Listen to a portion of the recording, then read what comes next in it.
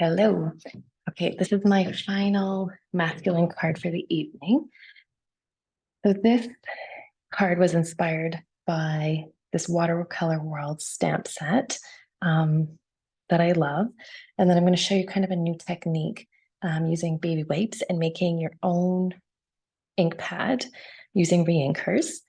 So this is one that I made for Father's Day. And then I also made this one for my son. So I spelled out his name and then used the stamp set from the Greatest Journey set, which says, wishing you joy in this next adventure. And I'm going to put happy birthday in that. But that would also be a great graduation card as well.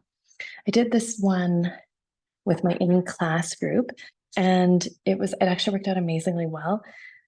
You're able to, you kind of get maybe 7 letters across. This is just like a regular A2 size card that's 5.5 by 4.25. But I don't think you get more than 7 letters. And I did this using the Alphabet Alamo dies. And these dies are fabulous because they're so narrow and skinny. So you can get lots of them in a small space if necessary, or you can spread them out a little bit as I did with Dad, and it looks fabulous both ways. So let's get started. I'm going to move this out of the way. Okay, so I'm using a metal tray that I'm setting up my stamp base. You'll see why. And so what you need is just some baby wipes. I'll take about 3 of them here. I'm going to fold them in about 1/3 and lay them out like that. So it gives a little bit of push. Now I'm going to grab some reinkers. I have Azure Afternoon. Now there's no perfect way to do this, but I'm just going to put some dots on baby white. Next I have Coastal Cabana. You kind of want them to blend a little bit. Now, when we did this, we found we got about, I think it was about 9 or 10 cards stamped out of one session using the baby white technique. So if you have like a whole stack to stamp, it's definitely the best bang for your buck. Oh, did I say that one? That one was Balmy Blue. This one is Pretty Peacock. So I did watch a few videos before doing this, and I did find that for me personally, when people are using all different colors of the rainbow, sometimes you're, okay, that was Pretty Peacock. This is Berry Bushel, last one. If you use all different colors, you can get kind of a brown spot when all the colors mix in the rainbow.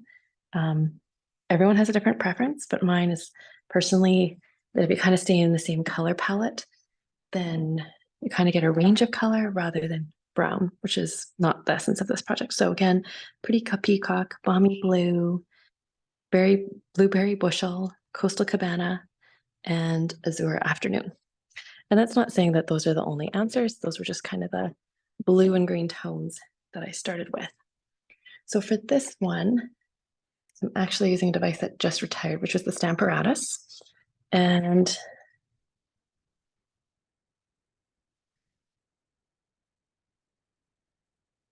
what I basically am going to do now is go along here and ink up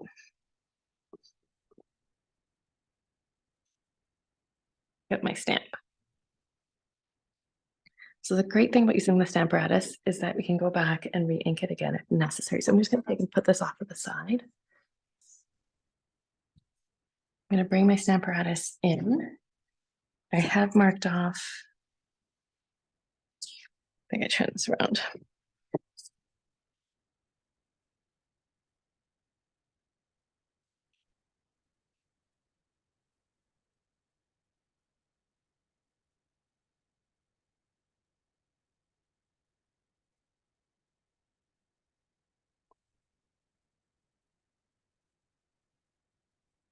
A different color set. Okay.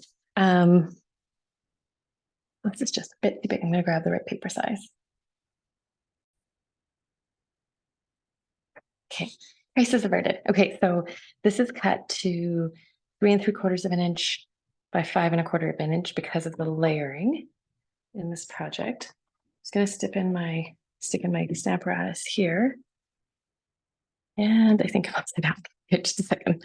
Let's try this again.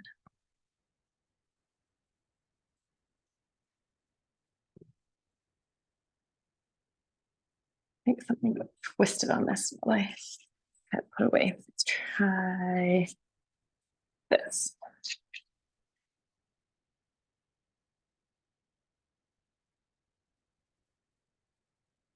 That looks better. Okay, so I'm just gonna stamp it down like so.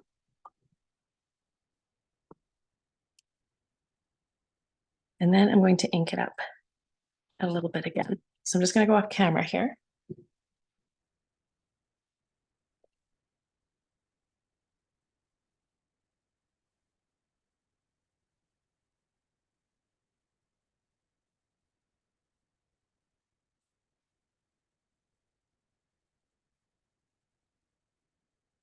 Come back.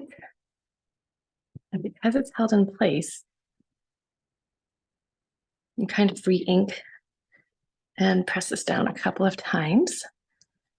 And that looks great there. I'm gonna take this out. I'm gonna show you how easy it is to replicate it. So again, I'm gonna put my next piece of paper in, magnet on the very bottom there, and then just go off camera. Maybe I can like show you again here. Bring this back in and just go along my ink pad, stamping that up or inking that up, moving that out. Again, bringing in my stamp apparatus. And what we found is like everyone did this in person, everyone's turned out a little bit different, but they all looked really fabulous. And strangely enough, but as the colors got more, I don't want to say muddled, it looked fabulous. Some were softer, some of them were more bold. But this is definitely a technique where it kind of looks very unique in the end. I kind of like that, just the way it is. I'm gonna leave that like that. If I wanted to, I could stamp a little bit more down there, but I think I'm gonna leave it kind of as that washed out look around the edges. I did, where it went. I did do this stamp set just like with a straight color and it looked like this. It wasn't my favorite. I won't lie. I kind of like the mottled look with this, kind of giving all your different land masses. Maybe I'll try to do just a little bit more. So I need a little bit more ink right here and down there.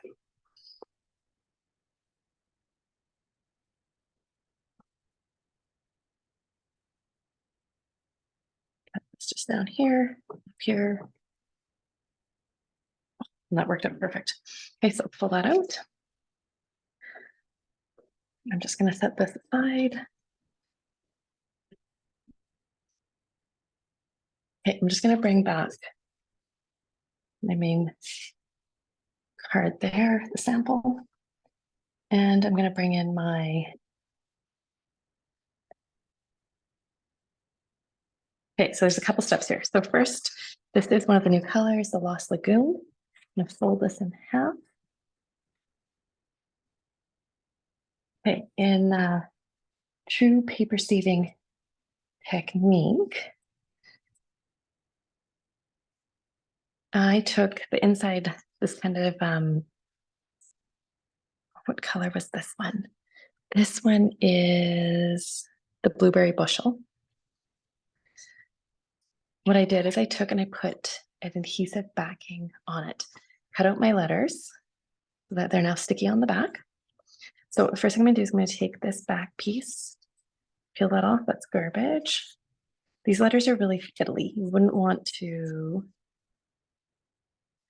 be honest with you, I wouldn't want to glue them all down with glue. Okay, so I'm gonna take and put a little bit extra adhesive just along the edge of it so that nothing lifts. Glue this into the middle of my Lost Lagoon piece. And I'm going to take and put my little piece on.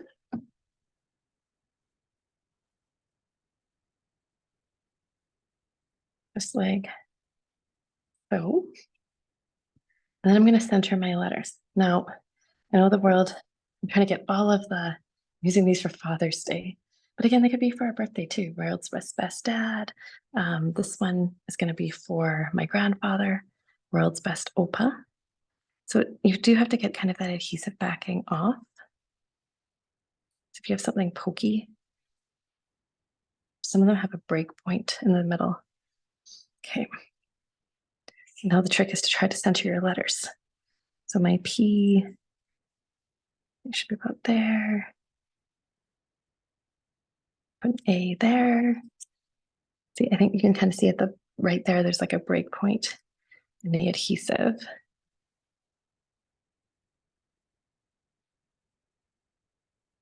P goes there, trying to be straight. If you're making a project like this, you don't want it to be straight, you want them to be at a diagonal, and totally be creative. Taking adhesive off my O.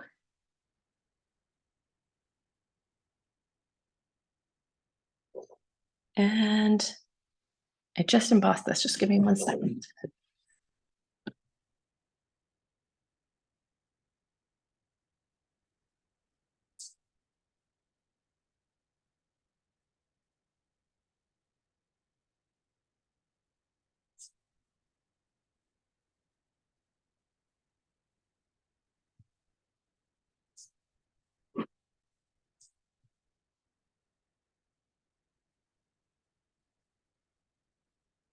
Oh, it was here all along.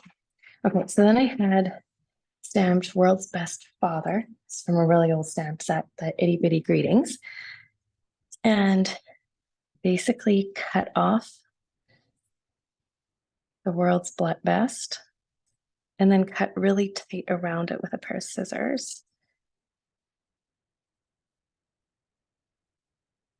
And then I took a couple of mini dimensionals.